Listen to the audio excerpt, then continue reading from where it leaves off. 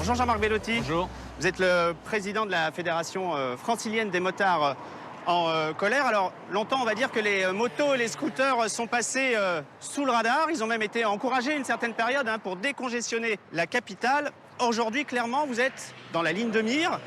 Est-ce que vous comprenez le ras-le-bol de nombreux citoyens face aux nuisances générées par les deux roues motorisées? Là par exemple elle a du mal à parler. Oui et non. En fait, on sort d'une période de confinement où les gens se sont habitués à un calme absolu. Ok, mais ça, c'est pas la vraie vie. On ne peut pas faire de Paris un village. Aujourd'hui, on s'attaque aux deux roues motorisées parce qu'on dit que les deux roues motorisées font du bruit. C'est 90 décibels pour certains, 100 décibels, c'est une tondeuse, un marteau-piqueur, voire un bruit de discothèque qui passe parfois toutes les 15 secondes. Oui, mais alors ce n'est pas parce qu'il y a des gens qui sont des imbéciles et qui roulent avec des pots d'échappement en pleine ville, qui sont complètement trafiqués ou qui poussent les vitesses alors que ça ne sert à rien, qu'il faut pour autant stigmatiser toute une population.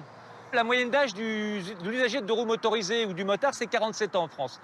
Donc ce n'est pas des jeunes malades qui sont en roue arrière toute la journée. Donc ils devraient comprendre que tout le monde a le droit aussi à une vie plus calme. Absolument. Un motard qui traverse Paris avec un pot trafiqué, c'est 20 000 personnes de réveiller chaque nuit. Et ce n'est pas normal. Et ce n'est pas normal, on est bien d'accord, on n'est pas là pour défendre ce genre de comportement. Et nous, on est tout à fait prêts à travailler avec les pouvoirs publics pour mener des opérations de sensibilisation. Et on l'a déjà fait. On l'a déjà fait notamment en Vallée de Chevreuse. Alors parlons maintenant du stationnement. Oui. Aujourd'hui, vous êtes le seul véhicule motorisé à ne pas payer votre stationnement à Paris et quasiment partout ailleurs, sauf, on l'a vu tout à l'heure, à Vincennes et à Charenton.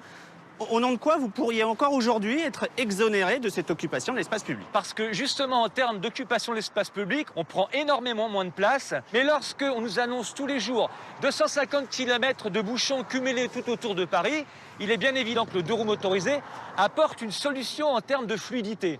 Et en cela, c'est un moyen de transport qui doit être promu et non pas taxé ou stigmatisé. Sauf que la fluidité sur les trottoirs qui sont envahis, alors ça s'est un peu calmé ces dernières années, oui. Il y a quand même eu l'an dernier 123 000 motos et scooters verbalisés, 35 000 mises en fourrière dans Paris. On ne peut pas dire que c'est un épiphénomène. Sauf que jusqu'à pas mal de temps, on pouvait stationner sur les trottoirs de façon légale, ok. Et on voit bien que dans Paris, il y a des trottoirs qui sont très larges et où on ne gêne absolument pas. Pourquoi on stationne sur les trottoirs? Tout simplement parce qu'il n'y a pas de place suffisante sur la voie publique. Il y a 50 000 places dédiées aux deux roues motorisées. Il y a effectivement 100 000 motos qui circulent chaque jour. Oui. Mais ce que vous oubliez souvent de dire, c'est que vous avez accès aux places auto. Et il y en a 123 000. Alors, ça, c'est très récent. C'est très récent. Si on nous donne assez de place pour stationner sur la voie publique, il est bien évident qu'on ne va pas stationner sur les trottoirs. On ne se stationne pas sur les trottoirs par plaisir. On le faisait tout simplement parce qu'on n'avait pas d'autre solution. Et si, alors la décision n'est pas encore prise, on l'aura d'ici quelques semaines, mais si vous deviez payer comme à Charenton ou à Vincennes moins d'1 euro de l'heure, c'est pas non plus excessif et ça permet aussi de réguler l'usage de l'ensemble des véhicules et pas seulement les vôtres, puisque les voitures payent déjà. Je vois pas le rapport.